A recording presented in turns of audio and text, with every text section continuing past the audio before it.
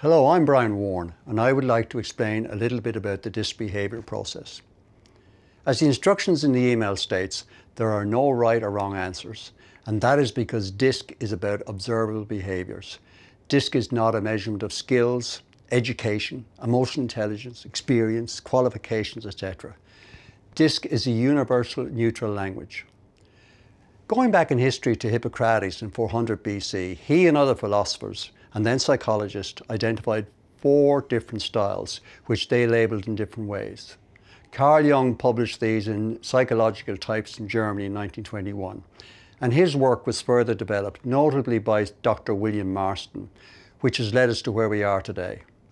The 4 types identified were D for dominance, I for influence, S for steadiness, and C for compliance. What do these types or factors in DISC mean? The D factor describes how people approach problems. The I factor, how they deal with other people. The S factor is about the pace at which they operate. And the C factor about how they handle processes and procedures. DISC and similar profiling tools have been around for many years. Before online assessments were available, paper-based tools were used. I will use a model to give you a brief introduction to DISC. You will be aware that some people are seen as introvert and others as extrovert. If we draw a line between these 2 opposites on the horizontal, it gives us the first part of a model. Some people are more task-oriented and others are more people-oriented. If we draw a line between these 2, we complete our model. So you can see that the D style are extrovert and task-oriented. The I style is extrovert and people-oriented. The S style are introvert and people-oriented.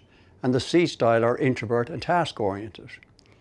When you have your training session or debrief with a DISC consultant, this will become much clearer.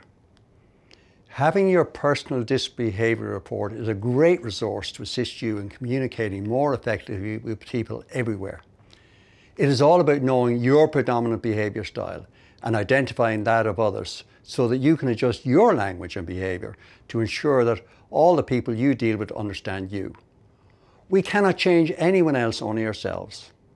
I trust that this brief overview will allay any concerns you may have about being asked to undertake the online questionnaire.